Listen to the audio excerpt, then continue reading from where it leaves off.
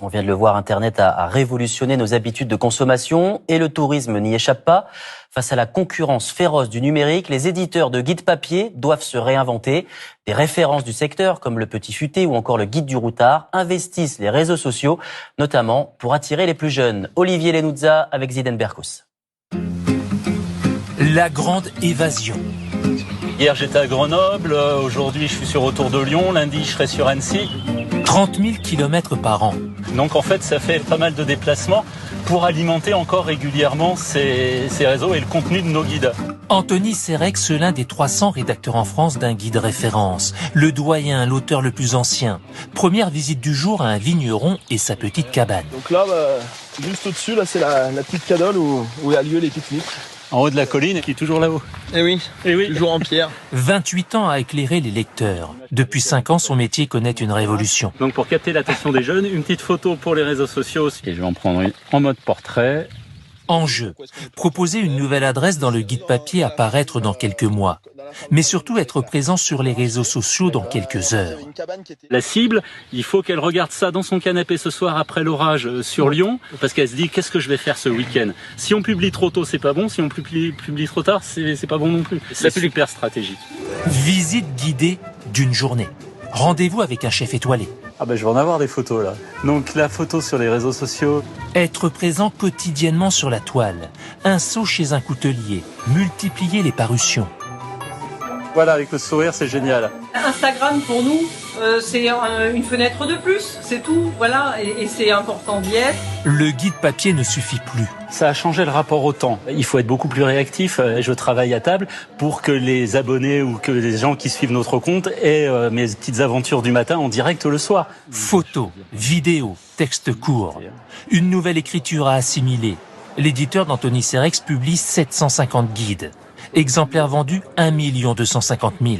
L'ensemble des sites internet du groupe affiche, lui, l'an dernier, 61 millions de visites. On a un article qui a été produit, qui va sortir demain. La toile, capitale, question d'image. Les jeunes générations aussi, on se dit pas, ah non, ça, c'est la marque qu'utilisaient mes parents, je m'en sers pas. Ces réseaux sociaux, c'est vraiment une façon de parler à tout le monde. Ça demande de la créativité, ça demande d'être sur le terrain.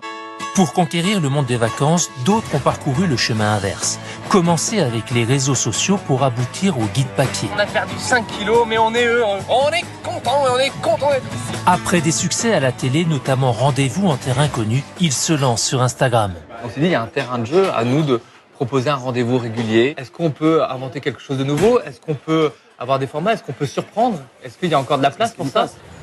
Un site créé pendant le Covid. Une équipe de 4 personnes. Tour de Bélier-Lapier. On va faire un spot Italie. Très vite, une réussite. Clé du succès, offrir au réveil une destination à découvrir. Il y avait cette petite fenêtre ouverte à 7h45 tous les matins. Et ça, c'est ce qui a fait décoller un peu le compte. 260 000 abonnés à ce jour. Concurrencer les influenceurs en proposant Des angles un peu plus originaux. Et avec pas hésiter à faire des pas de côté, à de temps en temps faire des choses un peu délirantes, un peu décalées. Et ça, c'est vrai que ça a tout de suite pris très vite. à tel point, ironie de l'histoire, la boucle autour du monde est bouclée. Le plus grand éditeur de France leur propose d'imaginer une version papier de leur site. Du coup, on l'a en vrai, quoi. Profiter du succès, de la notoriété des deux compères. Le but ? Compléter notre offre de guide avec quelque chose de différent et de très complémentaire pour toucher, je pense d'ailleurs, un autre public, pas forcément acheteur des guides classiques. 7 guides, 7 destinations, tirage de 10 000 à 15 000 exemplaires. Sur Instagram, c'est hyper frustrant. En fait, depuis le début, on a 20 lignes, 30 lignes. Donc en fait, on doit synthétiser une idée, alors que là, on a l'espace, le livre, il est partagé en famille. Et du coup, je trouve que ça crée un lien vraiment plus direct avec le voyageur. Le lien. À Lyon, Anthony Serex découvre, lui, la convivialité des réseaux. Je vais avoir des likes, des j'aime, je vais avoir un enthousiasme génial. Et là, il y a une gratification. Enfin, il y a quelque chose qui se passe avec. Mais il manque l'odeur du papier. Mais il manque l'odeur du papier. L'odeur du papier, de l'encre, le parfum des vacances.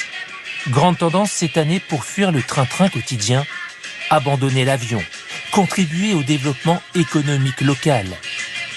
À chacun finalement de trouver sa cabane dans le Beaujolais, son petit coin de paradis, et s'évader le temps d'un été.